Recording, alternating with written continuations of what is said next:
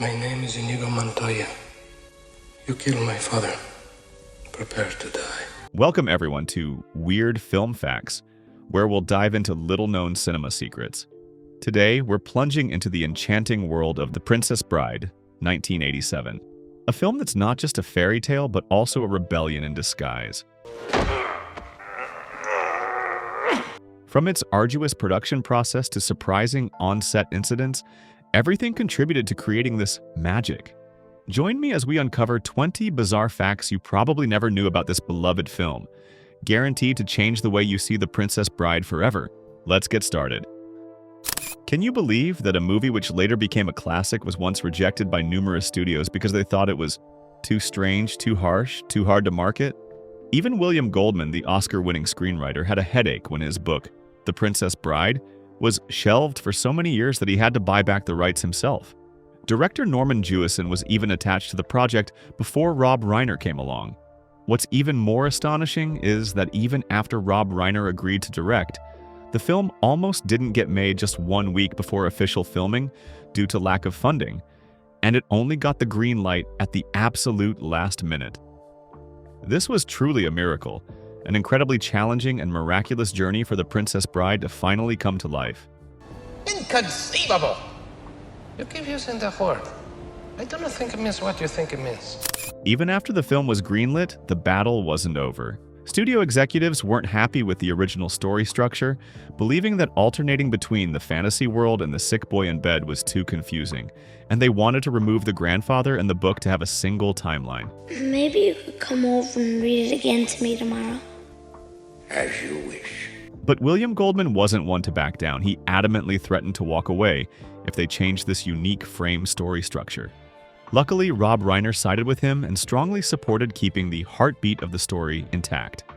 Thanks to that, we now have such a captivating non-linear storytelling masterpiece. The filmmaking team spent months searching for the perfect Wesley, reviewing countless resumes and holding countless auditions. When Cary Elwes walked in with his British look, cheerful demeanor, and a little too handsome appearance, he immediately impressed director Rob Reiner and William Goldman. After just a short conversation, they knew right away he was the one they needed. No audition required. Rob Reiner exclaimed, "That's him, our farm boy, our pirate, our hero." Could give you my word as a Spaniard. I've known too many Spaniards. Is there any way you trust me? Nothing comes to mind. Elwes perfectly combined a heroic look with subtle humor, bringing the role to life and making it lovable, defining half the soul of the movie. The role of Buttercup required an actress who not only exuded fairy tale charm, but also held genuine pain, and many big names like Uma Thurman and Meg Ryan auditioned. However, when Robin Wright appeared, she wasn't famous or loud. She just whispered during her audition, but had a special charm. Rob Reiner noticed there was something in her sadness, something unforced, something real. This is what made Reiner realize she wasn't playing Buttercup, she was Buttercup. The choice of Robin Wright brought emotional depth, making the fairy tale feel real and vibrant. She transformed Buttercup from an archetype into a character with rare internal depth. What have I done? Ow!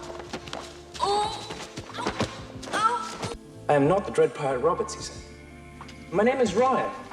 Initially, William Goldman always envisioned André the Giant for the role of Fezic. However, in the 70s, Arnold Schwarzenegger was more accessible than André, who was busy with his professional wrestling career.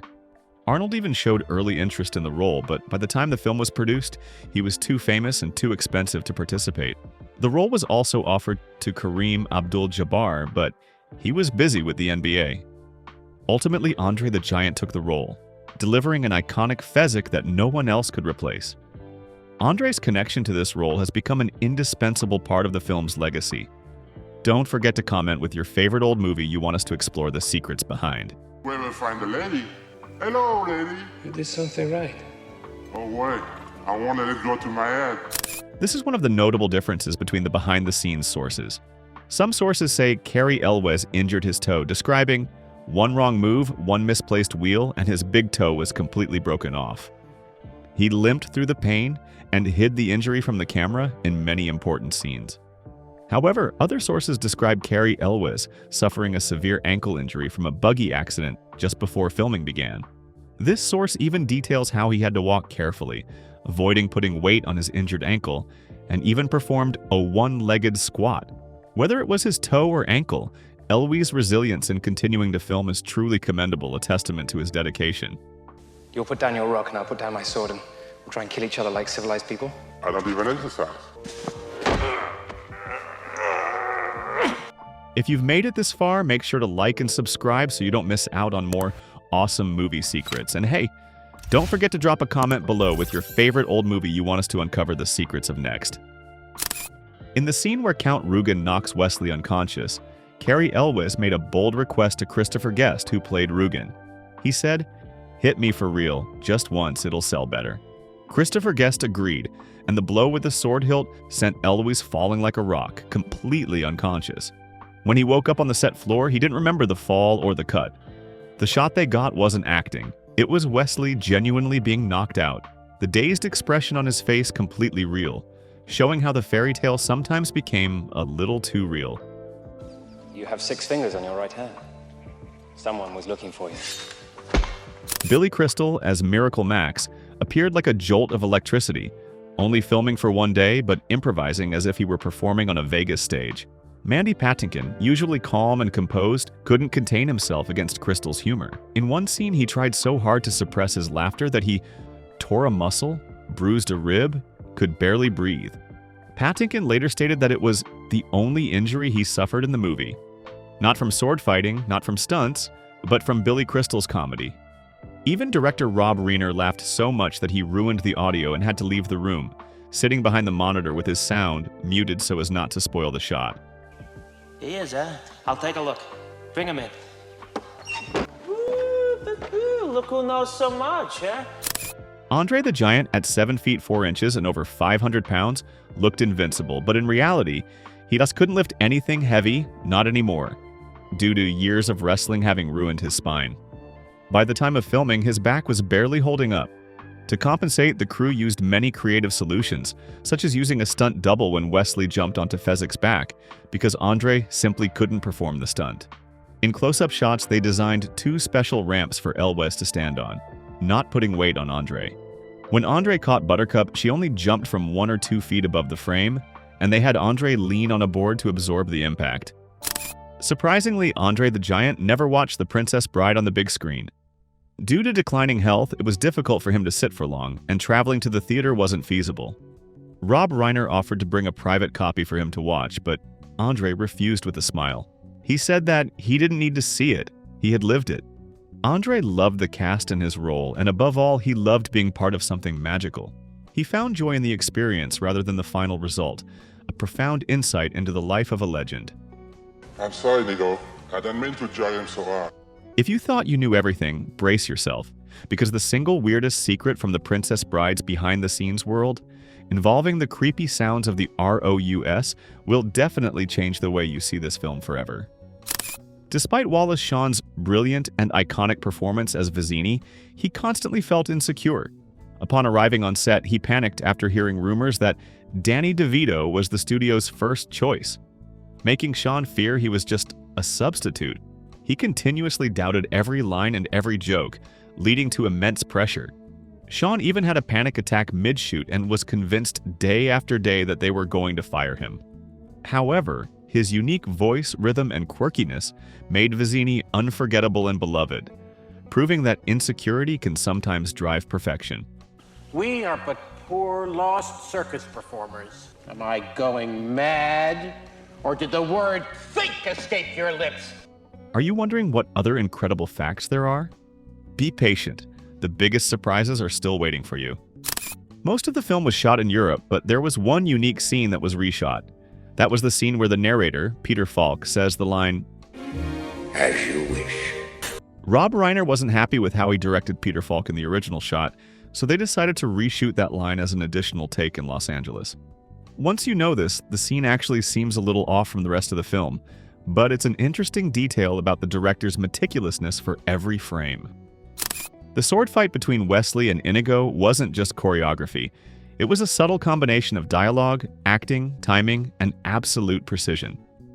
Cary Elwes and Mandy Patinkin trained for months with 2 of the world's best sword masters, which is truly amazing. Who are you? No one of consequence? I must.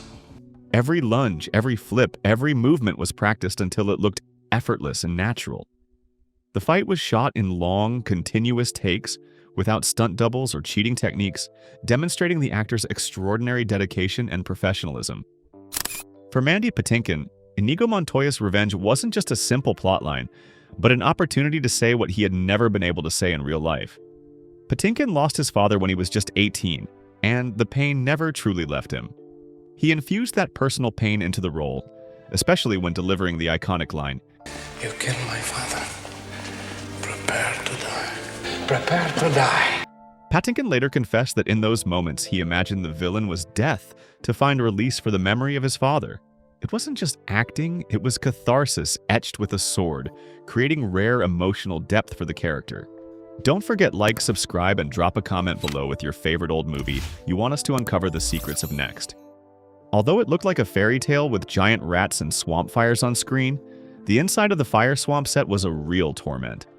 The smoke machines ran non-stop, fake trees retained heat, and the ROUS costumes worn by the stunt doubles were mobile furnaces. In the scenes, actors could barely breathe due to the heat and smoke, leaving them exhausted. Cary Elwes almost fainted from heat stroke, and the actor playing the giant rat had to lie down between each take to cool down enough not to pass out, demonstrating the horrific challenges they endured. In the final scene, director Rob Reiner had one request: I want the perfect kiss. They shot the scene once, twice, a dozen times, but Reiner was still not satisfied with the result. It wasn't until the 30th take that they achieved it. At that moment, the kiss wasn't loud or ostentatious, but it settled like a lullaby, a moment so gentle, so deserved, it closed the fairy tale not with fanfare but with eternity. This is a testament to the director's meticulousness and artistic vision. Rob Reiner persuaded Mark Knopfler, the legend from the band Dire Straits, to compose music for The Princess Bride. Knopfler only agreed on two conditions. First, they had to pay him, which is quite obvious. And second, Reiner had to find a way for the hat he wore in This Is Spinal Tap to appear somewhere in the film. Ultimately, that hat was placed on the lamp in the grandson's bedroom, i.e., Fred Savage's, an interesting, subtle detail that few people notice, creating a clever Easter egg for fans. In 2020, amidst global lockdowns and uncertainty due to the pandemic, the cast of The Princess Bride reunited, not for a film studio or a remake, but to raise money for COVID-19 relief efforts. Robin Wright, Cary Elwes, Mandy Patinkin, and even director Rob Reiner all filmed scenes from their homes, reading the script aloud. The reunion could have been awkward, blurry, or funny, but somehow it was still as magical as ever, proving the cast's strong bond and the film's timeless power. When The Princess Bride was released in theaters in 1987, it failed, barely making a big splash. But then, thanks to the explosion of VHS and word of mouth, the film became a widely beloved phenomenon, a true cult classic.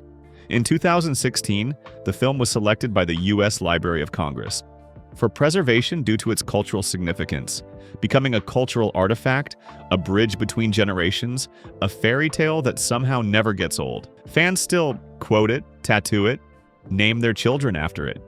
There are Princess Bride-themed weddings, custom cakes, sword fights, vows read in full costume, demonstrating its powerful influence.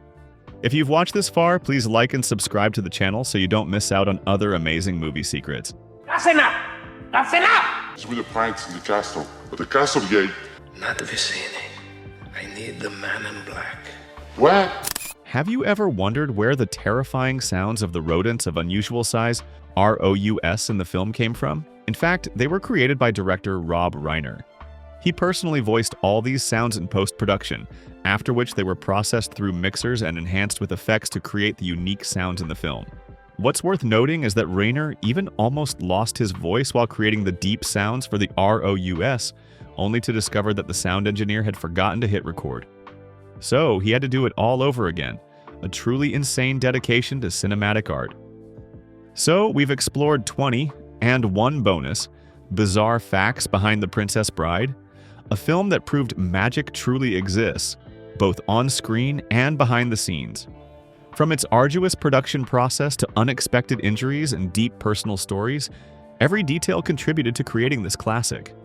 We hope this information has given you a deeper understanding and appreciation for the miraculous journey of a film initially underestimated, but which became a cultural icon.